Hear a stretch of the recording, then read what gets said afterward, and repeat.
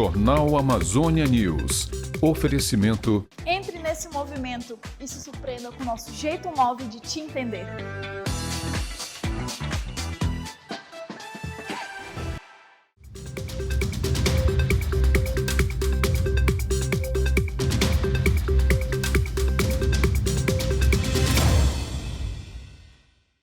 Olá, boa tarde. Defesa apresenta projeto para Forças Armadas na região Yanomami.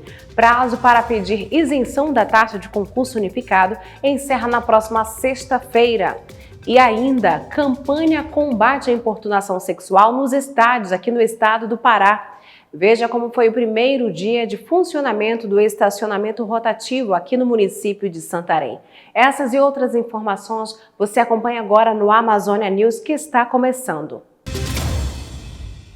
Olá, boa tarde para você aí de casa que assiste o Amazônia News desta terça-feira, dia 24 de janeiro de 2024. A gente abre esta edição falando sobre o programa Farmácia Popular, que começou a distribuir absorventes gratuitamente para a população em situação de vulnerabilidade social em mais de 31 mil unidades credenciadas. Segundo o Ministério da Saúde, a oferta é direcionada a grupos que vivem abaixo da linha da pobreza e estão matriculados em escolas públicas em situação de rua ou em vulnerabilidade extrema.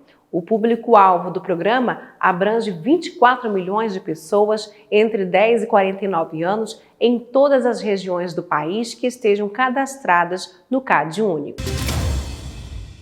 E o ministro da Defesa apresentou o projeto para a atuação definitiva das Forças Armadas na região da terra indígena Yanomami, no norte do Brasil, após pedido do ministro da Casa Civil da Presidência da República. Denúncias feitas por líderes indígenas locais apontaram a falta de controle do espaço aéreo próximo à terra indígena e, em consequência, a continuidade das atividades ilegais de garimpo no território. De acordo com o Ministério da Defesa, nos últimos 12 meses, as Forças Armadas entregaram 36,6 mil cestas de alimentos aos indígenas e o total de cestas entregues pelo governo federal soma 58,4 milhões, sendo 47,1 mil em Roraima, 11,5 mil no Amazonas. Concurso unificado. O prazo para a solicitação da isenção da taxa e comprovação dos requisitos necessários encerra na próxima sexta-feira. Os que não optarem pela isenção podem se inscrever até o dia 9 de fevereiro.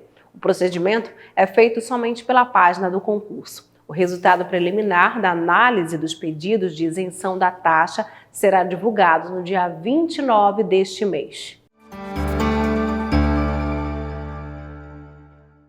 Mudando de assunto, vamos falar de previsão do tempo para esta terça-feira aqui em Santarém. Hoje pela manhã, sol com algumas nuvens, chuva rápida durante o dia e a noite. Agora 29 graus na Pérola do Tapajós, a variação entre 25 e 31 graus. A sensação térmica em 33 graus, umidade relativa do ar chegando a 79%.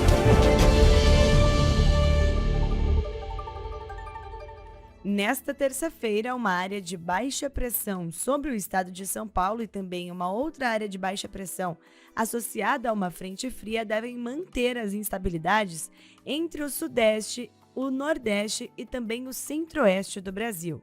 As pancadas devem acontecer com bastante persistência na maior parte do país. No sul é o estado do Paraná, que deve ter muita nebulosidade já desde o início do dia, e as pancadas de chuva ocorrem de maneira forte ao longo de toda a terça-feira.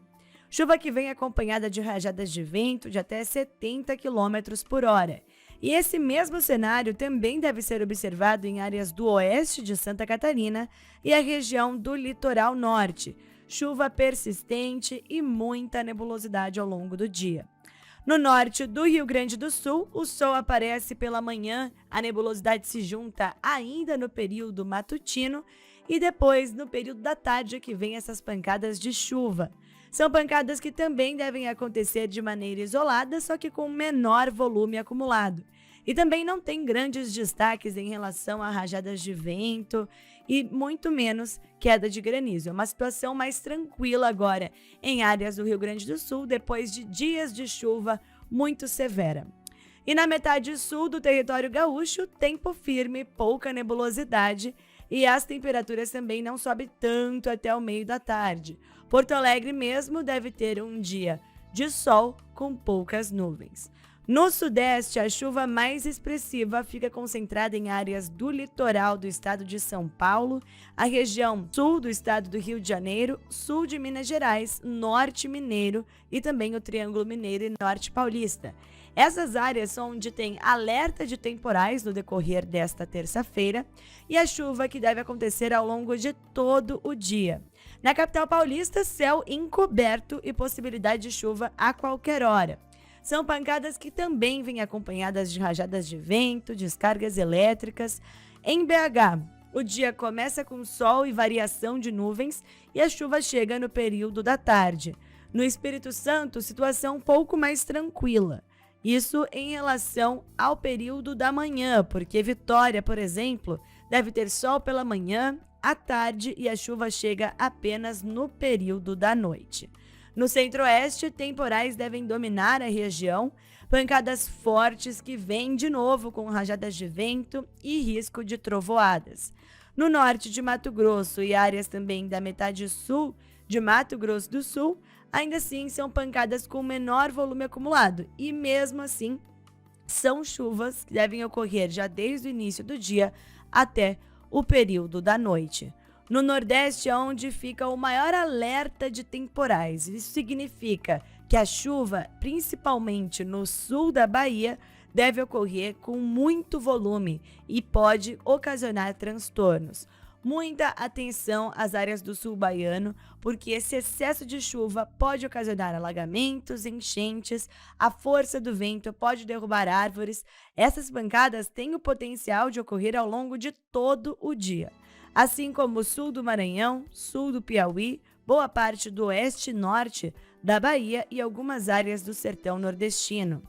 Já nas áreas do litoral de Pernambuco, Paraíba, Rio Grande do Norte, o litoral também do Ceará, a chuva acontece de maneira passageira, principalmente pela manhã. E a infiltração marítima no litoral do Piauí e do Maranhão colabora para a formação de nuvens carregadas. Então, o sol aparece do período matutino, mas a chuva chega no período da tarde. São pancadas fortes que também têm altos volumes acumulados, inclusive sobre São Luís e Teresina. No norte do Brasil, a chuva também ocorre com persistência, especialmente no território Tocantins, onde o céu fica com muita nebulosidade, tem chance de chuva a qualquer momento do dia, e também isso vai ser observado em áreas do norte do Amapá, essa chuva persistente. Nas demais áreas da região, também chove forte, principalmente no sul do Pará, mas são pancadas que intercalam períodos de melhora. Tem até eventual abertura de sol intercalando esses períodos de chuva. Só não chove no norte do país, em áreas do extremo norte do Amazonas e Roraima. Inclusive, Boa Vista tem sol e pouca nebulosidade. Este mapa mostra o risco de temporais no Brasil no decorrer desta terça-feira. Então, as áreas em roxo, que no caso é o sul do estado da Bahia e o extremo nordeste de Minas Gerais, é onde o volume acumulado chama mais atenção para esses possíveis transtornos citados, como enchentes e alagamentos. Então, muita atenção a esses municípios, porque o volume é de fato excessivo. A região em vermelho no mapa também indica temporais, com volume acumulado um pouco menos expressivo do que as áreas em roxo, mas mesmo assim pode ocorrer alagamentos e enchentes. E não se descarta a possibilidade de transtorno nas áreas também que estão em amarelo no mapa, onde o risco, aqui chamado de atenção, também permanece alto, que são pancadas fortes que vêm com ventania de até 70 km por hora. Na cidade de São Paulo, as temperaturas ao longo desta semana ainda devem ser amenas. Nesta terça, a máxima fica na casa dos 22 graus. E no decorrer da semana também não sobe muito. E no país, ao longo desta terça, a temperatura também deve ser mais baixa em áreas do sudeste. A região do Rio de Janeiro, por exemplo, tem máxima de 26. Já nas áreas do Centro-Oeste, temperaturas um pouco mais elevadas, 30 previstos para Cuiabá, Manaus, 29 em Salvador e em Porto Alegre, mesmo sem chuva, agora com o retorno dessa incidência solar, a máxima fica na casa dos 27 graus. Primeiro dia de funcionamento do estacionamento rotativo, a Zona Azul, aqui no município de Santarém, saiba como foi e a opinião das pessoas com relação à novidade. Muitos motoristas foram cadastrados nesta terça-feira. Hoje nós efetivamente damos um grande passo aqui no ordenamento do trânsito no centro comercial, que é a instalação da Zona Azul, né? É um trabalho muito eficiente que a gente vai conseguir fazer com relação ao estacionamento rotativo, ao aproveitamento das vagas do centro comercial. Esse é um exemplo que a gente tem de grandes cidades, né, de grandes municípios que aderiram a essa estratégia. Hoje Santarém já não é uma cidade pequena, nós temos mais de 150 mil veículos na cidade e crescendo. Então precisamos implantar esse sistema de estacionamento que, graças a Deus, tem sido recebido com bastante positividade nos condutores que nós abordamos agora no início da manhã, que eles realmente eles precisam estacionar no centro para vir resolver seus problemas, para utilizar o centro comercial, e eles encontram essa vaga e eles estão dispostos a pagar por essa vaga que eles vão utilizar. Então esse é o princípio da Zona Azul. Já iniciou o processo de ativação, nós já estamos ativando alguns veículos, só não estamos notificando ainda, porque tem muitas dúvidas ainda, os condutores ainda estão tirando suas dúvidas, e aí hoje a gente só está na rua só para fazer as ativações mesmo, para eles verem como é que funciona. A partir do momento que o condutor chega na vaga e estaciona, ele tem 10 minutos de tolerância para ele fazer o pagamento dessa vaga. Ele chegou na vaga, aí ele já tem que fazer esse pagamento durante esses 10 minutos. Ele pode fazer no aplicativo Pare Azul, com as monitoras que estão rodando na rua, e vai ter os pontos credenciados também, para eles poderem estar indo pagar. Quem não quiser baixar o aplicativo, ele pode estar indo num ponto fixo e pagar. Após as 3 horas, ele tem que retirar o carro da vaga e para fazer a rotatividade do estacionamento, para outra pessoa vir e poder conseguir estacionar também. Nas primeiras horas da manhã nós já estivemos lá com toda a nossa equipe, planejamento, educação, fiscalização, né? Toda a nossa equipe para dar apoio e suporte e fiscalizar também a empresa, como é que a empresa está funcionando. A primeira semana é mais de conhecimento, as pessoas com muitas dúvidas ainda no centro. A aceitação, né, boa, né? A gente já andei lá pelo centro, a gente vê que as ruas estão vazias porque estão esperando os clientes. E os clientes vêm e voltam, então ele é rotativo e vai sempre ficar assim, né? Então ficou bem melhor para as lojas, onde eles têm possibilidade dos clientes estacionarem e saírem a hora que quiserem, chegarem e voltarem, porque as pessoas rodavam muito para estacionar. Então o nosso principal motivo diante disso é fazer a rotatividade, melhorar a venda no comércio santareno, para poder gerar emprego e renda para a população e assim a população sair ganhando com essa rotatividade. Morreu ontem o radialista José Natalino Campos de Souza, bastante conhecido no meio da comunicação como Natalino Souza. Ele foi radialista em diversas empresas de rádio e televisão aqui no município de Santarém e atualmente estava na Rádio Santana de Óbidos. Ele lutava contra um câncer há alguns anos. Forças de segurança lançam campanha contra a importunação sexual nos estádios aqui do estado do Pará, tendo em vista o Campeonato Paraense 2024. A campanha foi lançada na partida entre Paysandu e Santa Rosa, no Mangueirão. As ações serão estendidas até o final do campeonato.